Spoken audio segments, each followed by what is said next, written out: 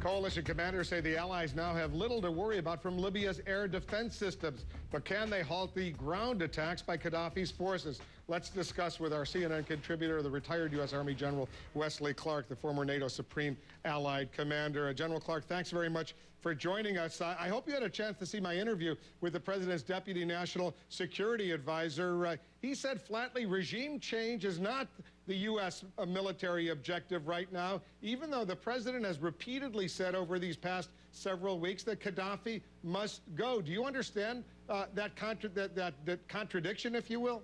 I think I do, because the objective of the national objective of the United States, the policy is Gadhafi has to go. But that's not the military objective of the operation.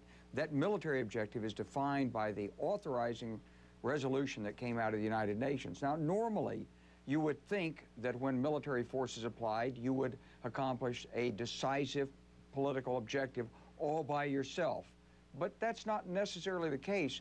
In 1999, we did an air operation, as you know, against Milosevic, and 16 months later, Milosevic was gone and ended up in The Hague. President Bill Clinton was not repeatedly saying during that operation, Milosevic must go, was he?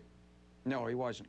But the point is that you have other means than military means. I think what the administration is trying to do is limit the military means to that authorized by the United Nations, and then add other factors in there to achieve the desired political outcome. If they've destroyed Libya's, let's say they destroyed the whole Libyan Air Force, I don't think they have, but let's say they did, let's say they destroyed all of Libya's air defense systems, they still have a lot of ground forces. They have tanks, they have artillery, they have all sorts of weapons.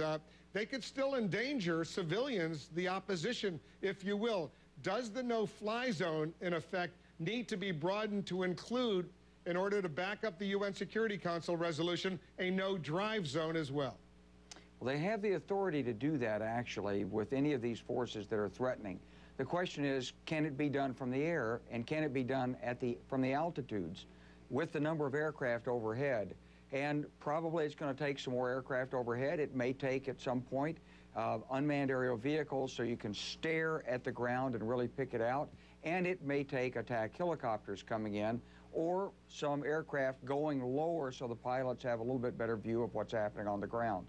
Is it time to start arming the rebels? They're certainly calling for it from everything that I hear, but I also think there's a lot of arms around there. This is something the political committee that France is going to head is going to have to decide.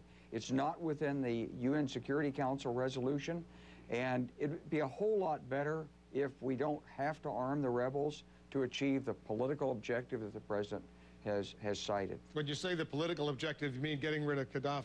Right, right. You know, it's very possible, Wolf, that the impact of the of the air campaign here may be strong enough and disheartening enough for Gadhafi's forces that a majority of them will just melt away. People will come back out again and take their chance on Gadhafi's snipers and the residual loyalist troops. One thing that has to be done is there is an entry point in Libya in the far south, near the border with Chad and Sudan, in which these mercenaries are still coming in. And surely at some point we're going to take a hard look at that from the air. I'm sure the U.S. will, if it hasn't already, together with the British and the French. We got a lot more to discuss, and we will in the coming days. General, thanks very much.